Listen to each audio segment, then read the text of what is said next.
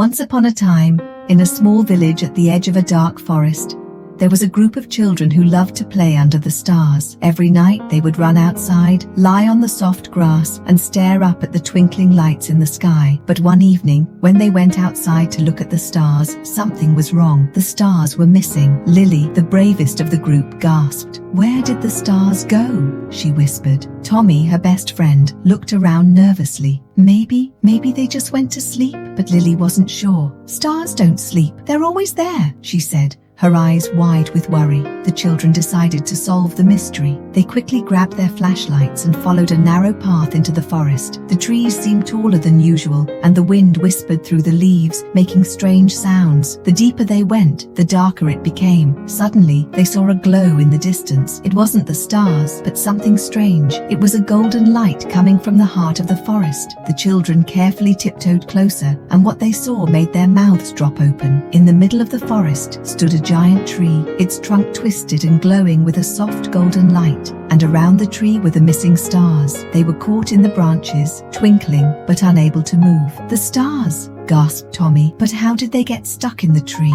Just then, a soft voice echoed from behind them. "I did it." The children turned around and saw a tiny old woman with a long silver cloak standing in the shadows. Her eyes were as bright as the moon, and she smiled gently. "I'm the keeper of the night sky," she said. "The stars are my friends, and sometimes they wander too far from home. I have to catch them and bring them back to where they belong." "But why are they in the tree?" asked Lily, her curiosity growing. "They were playing hide and seek," the keeper explained with a twinkle in her eye. "But they got lost, and now they need help to return to their places in the sky." Lily and Tommy looked at each other, then nodded. "Can we help?" Lily asked eagerly. The keeper smiled. "Of course you can. You're brave enough to find the stars, so you can help them find their way back." With a wave of her hand, the keeper created a glowing path that led up to the sky. The children carefully climbed the path, and one by one, they reached up and placed each star back in its place, high above in the dark night. As the last star twinkled into place, the keeper of the night sky looked at the children and said, "Thank you. You've done something very special tonight. The stars will never forget your kindness." The children smiled, and as they made their way back home, they could hear the soft, twinkling laughter of the stars above them. They knew that whenever they looked up at the sky, the stars would always be there, twinkling just a little bit brighter. And from that night on, the children of the village never stopped looking up at the stars, knowing that they had helped bring them back home.